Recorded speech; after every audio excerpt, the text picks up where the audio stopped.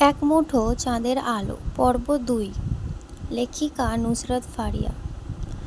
আমার সাথে এমনটা কেন করলে দাদাজান? তুমি জানতে আমি বিয়ে নামক বন্ধন থেকে নিজেকে কতটা দূরে সরিয়ে রেখেছিলাম। তবুও তোমার জন্য, শুধুমাত্র তোমার জন্য এই বিয়েটা করলাম, কারণ আমি চাই না আমার জন্য আমার দাদাজান কষ্ট পাক, তার শেষ ইচ্ছেটা অপূর্ণ থাক। কিন্তু তুমি কি করলে? আমার ডিপার্টমেন্টের ছাত্রীর সাথেই আমাকে বেঁধে দিলে, যাকে আমি একটুও পছন্দ করি না, অথচ আজ সে আমার ওয়াইফ। আমার ভাগ্যের উপর রীতিমতো হাসি পাচ্ছে। ট্রাস্ট মি দাদাজান, তোমার থেকে এমনটা কখনো আশা করিনি। দিন শেষে তুমি মানুষটা আমাকে চিনলে না। এই অসহনীয় ব্যথাটা কোথায় রাখি বলো তো দাদাজান? ভোর রাতে সোবহান খান নামাজ আদায় করে বাগানে এসেছিলেন হাঁটাহাঁটি করার জন্য। এটা উনার নিত্যদিনের অভ্যাস। সকালের শীতল বাতাসটা উনি গায়ে মাখতে বেশ পছন্দ করেন। একই সঙ্গে বাগানে থাকা হরেক রকমের ফুল, ফল, ঔষধ গাছের ঘ্রাণ নিতেও খুব ভালোবাসেন। পাখিদের মিষ্টি সুরে গাওয়া গান, কিচিরমিচির শব্দও বেশ উপভোগ করেন। বলতে গেলে মানুষটা একদম প্রকৃতি প্রেমী। পূর্বপুরুষদের ভিটা জমি সব গ্রামে। উনার জন্ম গ্রামে হলেও পড়ালেখা ও চাকরির সুবাদে শহরে আসা, তারপরই এখানে চিরস্থায়ী হয়ে নতুন সংসার পাতা। মানুষটা আজও নিজের গ্রামে কাটানো কিশোরকাল বড্ড মিস করেন। বারবার ছুটে যেতে ইচ্ছে করে ওই দূর সবুজ প্রাণখোলা গ্রামের বাড়িতে, কিন্তু চাইলেই তো আর সম্ভব নয়। নিজের প্রিয়তমা হারিয়ে এই বৃদ্ধ বয়সে বৌমা নাতিপুতিকে আঁকড়ে ধরে উনার বেঁচে থাকা। বহুদিন পর আজ একমাত্র ছেলের কথা খুব মনে পড়ছিল সোবহান খানের। শিশিরে ভেজা তাজা সবুজ ঘাসের উপর দাঁড়িয়ে আনমনে চেয়েছিলেন ওই দূর আকাশের দিকে। আজ যদি উনার ছেলে ও বড় বৌমা বেঁচে থাকতো, তাহলে নিশ্চয়ই খুব খুশি হতো।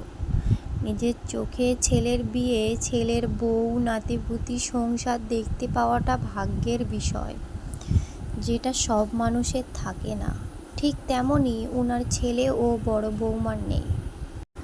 এইসব ভেবে দীর্ঘশ্বাস ফেলে সোবহান খান পিছনে ফিরতেই দেখতে পেলেন তার বড় নাতি আধার খান গম্ভীর মুখে দাঁড়িয়ে আছে। তিনি কিছু বলার আগেই আধার একের পর এক অভিযোগ তুলে ধরল তার দাদাজানের কাছে। সবটা শুনে মোটেও চিন্তিত হলেন না সোবহান খান। হয়তো তিনি আগে থেকেই জানতেন তার নাতি সকাল সকাল এসে এমন কিছুই বলবে, কারণ তিনি কামই করেছে এমন। নাতির আহত হরা চোখের দিকে তাকিয়ে শান্ত গলায় জানতে চাইলেন, তুমি আমার নাতবউকে কেন পছন্দ করো না?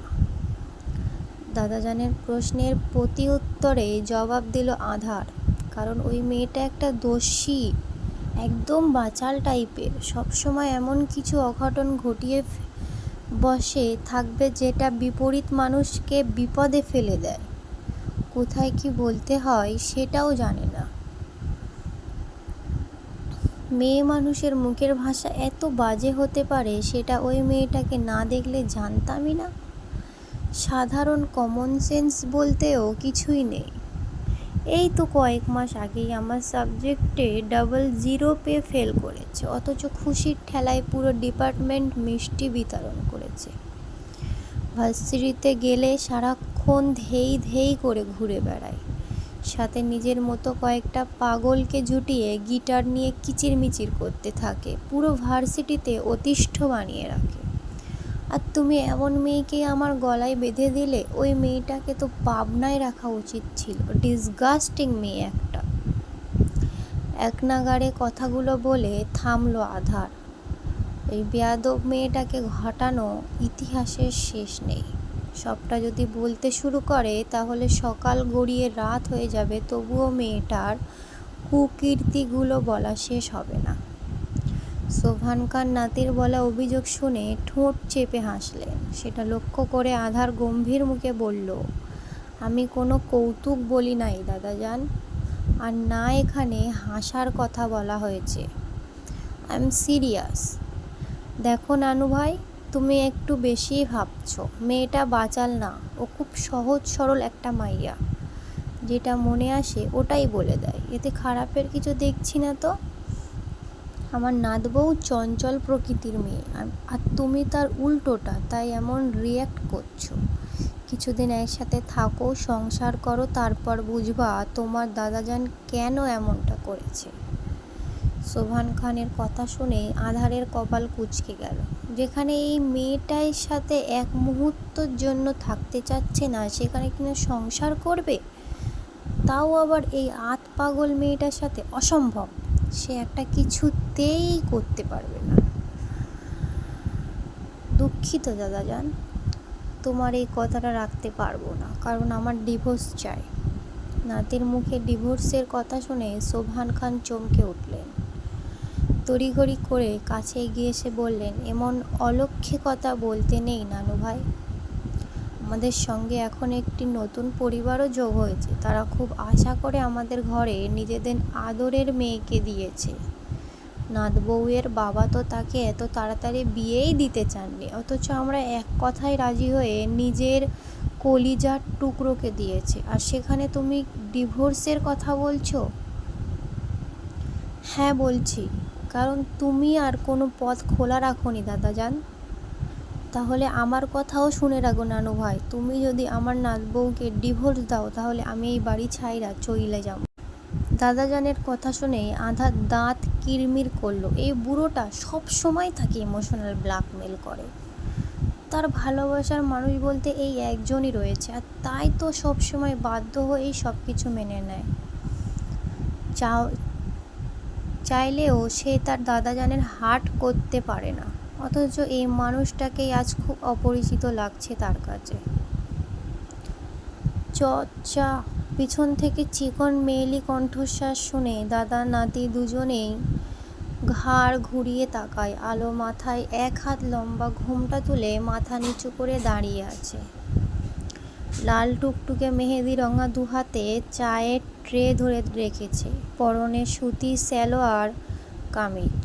সোবহান খান আলোকে দেখে মুখে লম্বা একটা হাসি টেনে এগিয়ে গিয়ে মাথায় হাত বুলিয়ে আদুরে কণ্ঠে বললেন, এত সকালে উঠেছো কেন, আর রান্নাঘরেই বা কেন গিয়েছো? আলো মুখ তুলে ধীর কণ্ঠে বলল, ঘুম ভেঙে যাওয়ায় আর ঘুম আসছিল না দাদা ভাই, তাই নামাজ পড়ে বাইরে এলাম। আর আমি রান্নাঘরে যাইনি, এটা তো শেফালি চাচি নিয়ে আসছিল তোমার জন্য, ওনার কাছ থেকেই আমি নিয়ে এলাম।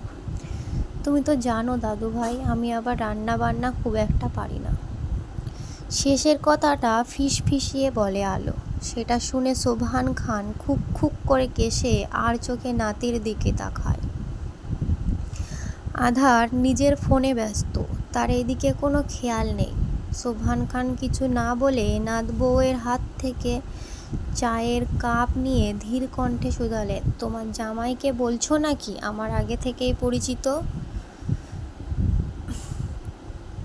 আলো দুই দিকে মাথা নাড়িয়ে বলল, না দাদু ভাই, এখনো বলিনি, তবে আমি তোমার উপর খুব অভিমান করেছি। কেন? আমি আবার কি করলাম? তুমি এত বড় একটা অঘটন ঘটিয়ে এখন বলছো আমি আবার কি করলাম? মানে সিরিয়াসলি দাদু ভাই? সোবহান খান চায়ের কাপে চুমুক দিতে দিতে বললেন, আমি যা করেছি তোমাদের ভালোর জন্যই। ভালো না ছাই, তুমি মিষ্টি মিষ্টি কথা বলে আমাকে ভুলিয়ে ভালিয়ে এই হিটলার স্যারের সাথে বিয়ে দিয়েছো। আমি এখন বুঝতে পারছি তুমি কেন বলনি আগে এই উজবুক বেটা তোমার নাতি। যদি বলতে, তাহলে আমি বিয়ের রাতে দেওয়াল টপকে হলেও পালিয়ে যেতাম, তবুও তোমার বদমাইশ নাতির বউ হতাম না। তুমি এমনটা না করলেও পারতে দাদু ভাই। আলো গোমড়া মুখ করে তাকায়।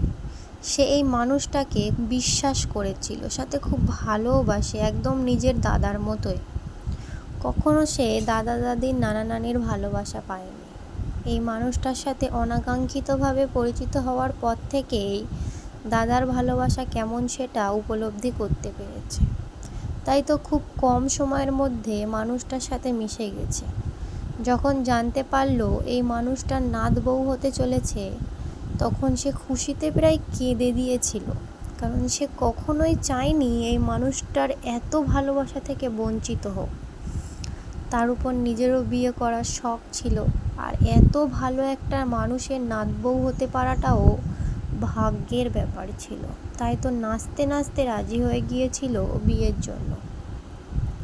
সাথে মানুষটার মিষ্টি মিষ্টি কথা তো ছিলই, কিন্তু এখন ইচ্ছে করছে কচু গাছের সাথে ফাঁসি দিতে।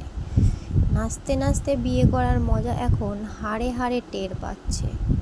সোবহান খান আর কথা বাড়ালেন না, বরং নাত বউকে ইশারা করে বললেন, যাও যাও, তোমার স্বামী জানকে গিয়ে চা দাও, নয়তো ঠান্ডা হয়ে যাবে। আলো হাতে থাকা চায়ের দিকে তাকায়। এটা সে নিজের জন্য এনেছিল, একটুও ইচ্ছে করছে না ওই লোকটাকে দিতে। রাতে কি নিষ্ঠুরভাবে তাকে ভিজিয়ে দিয়েছিল।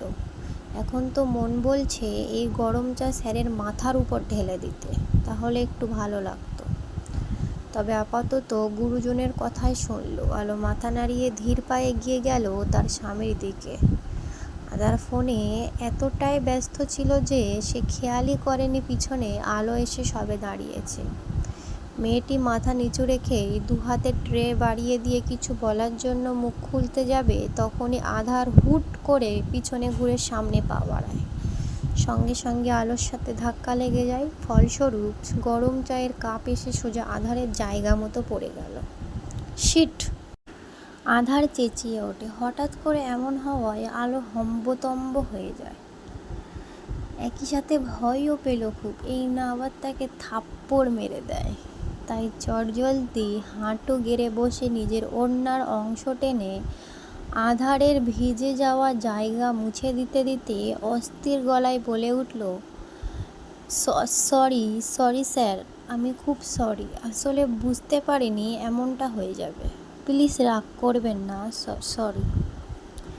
আধারের দাঁতে দাঁত পিষে দাদাজানের দিকে তাকিয়ে থাকতে দেখা যায়, যে কিনা এই ভয়ঙ্কর দৃশ্য দেখা মাত্রই উল্টো পথ ধরে বড় বড় পা ফেলে বাড়ির ভেতর যেতে শুরু করেছে। আধার চোখ বুজে লম্বা লম্বা শ্বাস নিয়ে নিজেকে শান্ত করার চেষ্টা করল এবং খপ করে এক হাতে মেয়েটার হাত চেপে ধরে হিস হিসালো। মিস কালো, আপনি আমার কোথায় হাত রেখেছেন সেটা একবার খেয়াল করুন। স্যারের কথা শুনে আলোর হুঁশ ফিরে এলো। সে বড় বড় চোখের সামনে তাকিয়ে চট করে নিজের দু হাত সরিয়ে নিল।